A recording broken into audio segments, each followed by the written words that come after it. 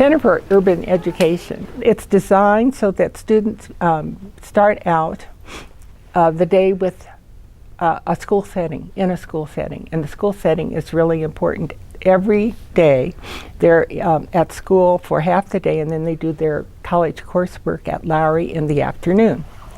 The college coursework, of course, is very important, but being in the classroom, I think, is the key to making our program successful. So the first thing we talked about in the hallway, guys, was we're going to go over some strategies. So I want you to share so everybody can get a sense of how they should be putting this together.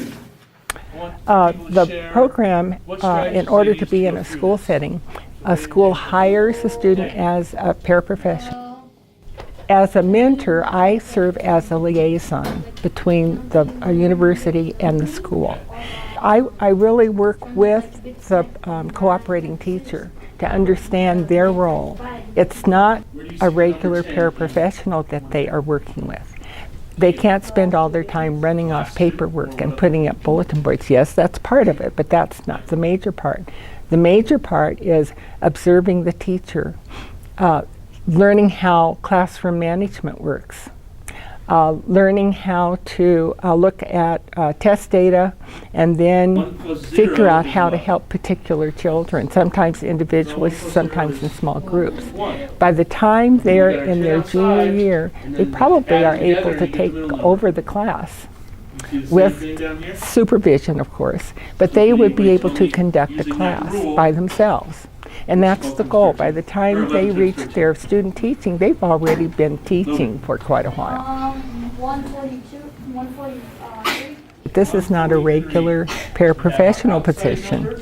It's learning to be a teacher and working with the students, starting out with one-on-one and then working with small groups and eventually taking on the whole class. Usually, principals are very cooperative. They're excited about the prospects, the potential. And if I had had this opportunity of having this kind of paraprofessional when I was a teacher, I would have given my ITs. It makes all the difference. Start out with something positive, and so I'd like you to tell us all about one positive highlight for since we've been together.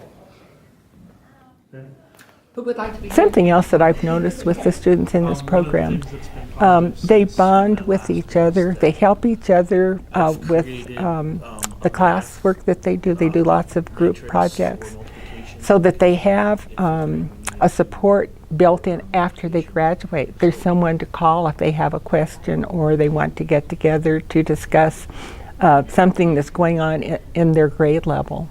Well, it was during writing, and we're doing all about our family and stuff. So when I've been pulling small groups and working with them. But what's been really exciting is when she's my guide and making sure and ensuring that I am being effective. I was able to go to her and ask her questions, and she was able to give me feedback and making sure that I'm effective for the students. So having a mentor is really meaningful because she is able to guide me along, and I have someone for the 4 years to make me a stronger educator. So one thing that Ms. Pigford has taught me throughout the whole 4 years is, and I'm taking it into my own teaching philosophy, is being positive. She's always been so positive and always looking at things in a positive manner, which is so important in educating other children because, I mean, there's nothing more, exciting and rewarding than teaching. So we need to maintain that positive outlook, and she's always been so positive in everything. It's just been great to have Ms. Pigford there as my mentor. She's been there since my sophomore year, and she's never left my side. She's just there to support us, to give us feedback, and it's not always going to be positive, which is great. And it's not, she doesn't present it in a mean or negative way, but it is very constructive criticism to help us grow. So she's not just telling us what we think we should hear or trying to appease our ego. She's definitely pointing out things that we need to work on to help us grow and be the best teachers that we can. And then she's expecting to see it next time she comes to observe us or anything like that. And then once we've met it, she's just like, good job, keep it going. Urban education really deals with inner city children.